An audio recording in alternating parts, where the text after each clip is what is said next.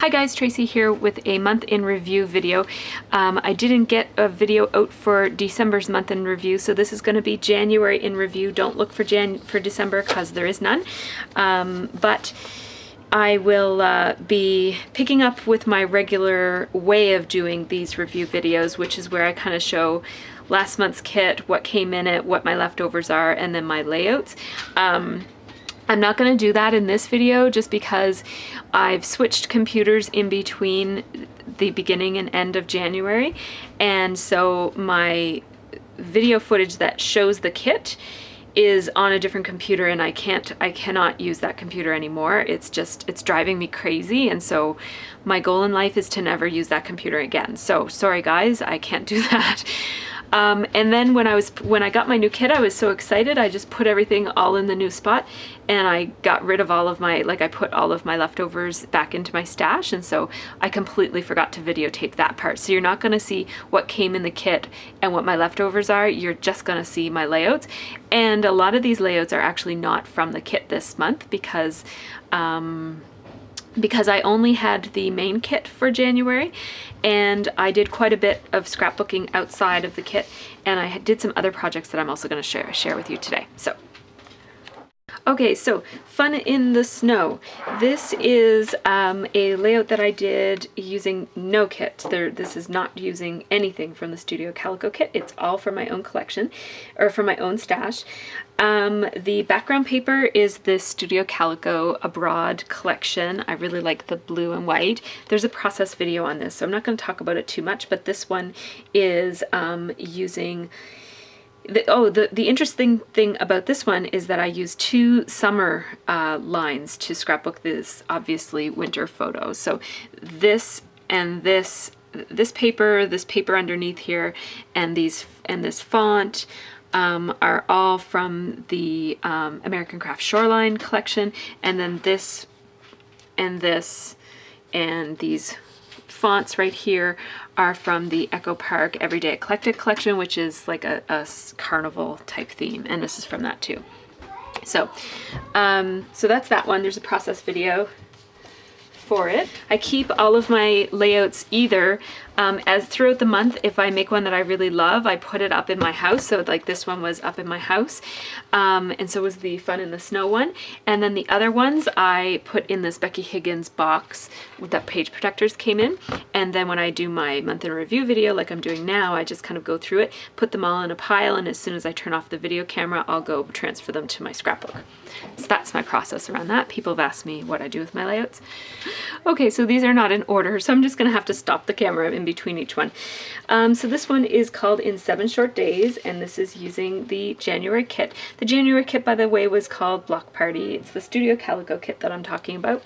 So this one was not using the Studio Calico Block Party kit, just to be clear. This one was using the Studio Calico kit. The only things on this that are not from the kit are this doily right here, and some of these little stickers right here. So everything else is from the kit, and I love these letter stickers. There's a process video for this one too. There's also a process video for this one. This one also did not use anything from the kit. This is mostly using the Fifth and Frolic collection from Dear Lizzie, and this was also one of the CHA challenges. This piece of paper here, though, is from Amy Tangerine. And so that's this layout. And I used my Cameo to cut part of the title. The Up Past Her and Bedtime were both cut with the Cameo, and then I just used mini market stickers for the rest of it. And this is a Polaroid frame from the Dear Lizzie Fifth and Frolic collection. So that was a fun one to create. So here's the next one that I made using the Block Party kit. I only had the main kit. I don't know if I mentioned that already.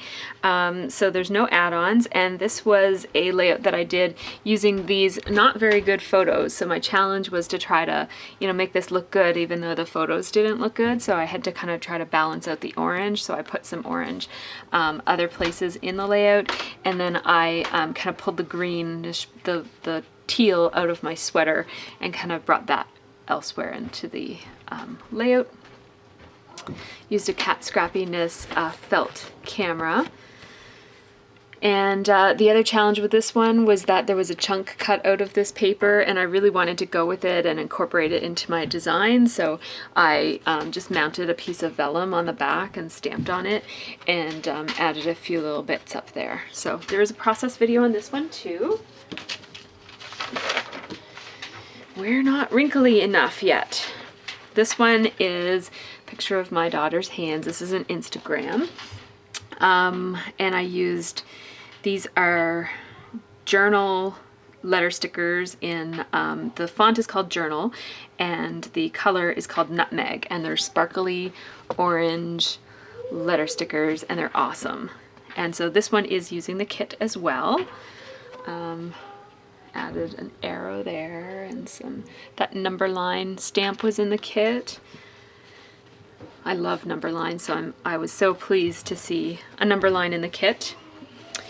And I also got to use one of these diamonds, which I wasn't sure how I was going to use those, but that didn't come in the kit. That was just in my own stash. And a going concern. My sister visited us this month and brought her little one, and he was a going concern. I couldn't get his picture other than the back of him. So I used InstaQuote to put this title right here. I didn't title the layout because that's my title, A Going Concern. I used a Heidi Swap Instagram Instaframe, and used some threads, and which I also used in the layout right before it. And the big thing that I did on this layout is I hand cut this giant arrow, and then I put a bunch of other arrows around it. In the video, in the process video, I didn't put these stars on, but I went back and put them on because I liked the look of it so much.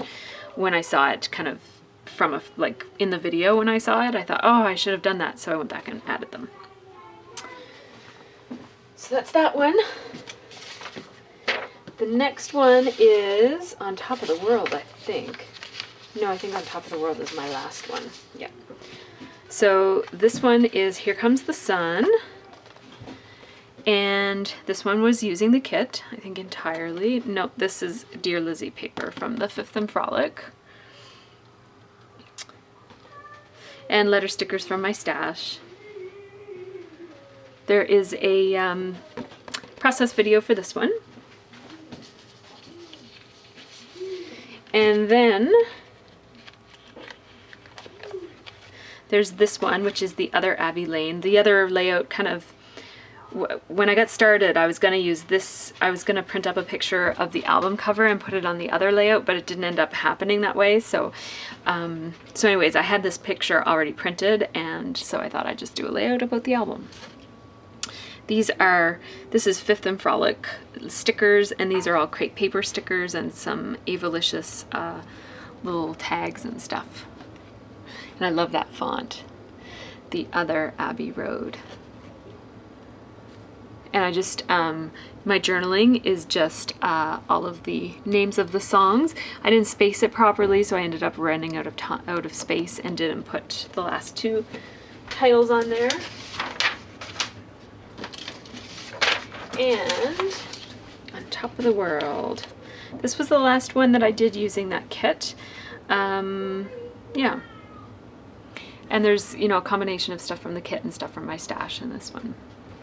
The further I go into the month, the more likely I am to be bringing in things from my own stash, because I obviously have used up some of my favorite things from the kit by that point. So this one has lots of stuff from my stash. So there's a process video for this one too.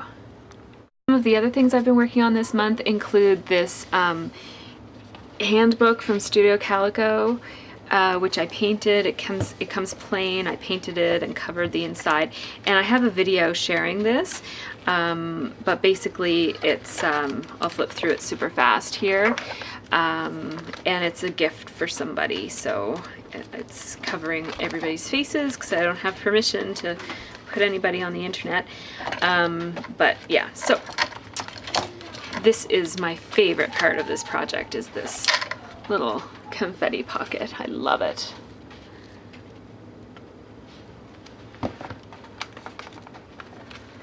Okay, so that's something else that I've been working on. And so I didn't do as many layouts because I was working. So the other thing that I've been working on is I've been project lifing my old photos. These are from, it starts at 1995 and goes right through to 2001.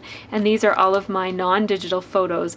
I threw away a whole lot of them because there were kind of like doubles or like almost exactly the same photo but from a slightly different angle. You know, back when you didn't have a digital camera, you weren't sure how your pictures were going to turn out, so sometimes you just take a couple just to make sure. So I threw away all of those extra ones. And I threw away just ones that seemed really redundant and repetitive, like I already had a million pictures of that thing.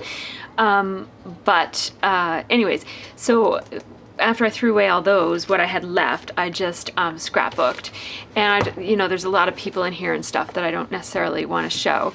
But I'll just try to find a page that I can show you that has people who, like maybe just mostly me. Yeah.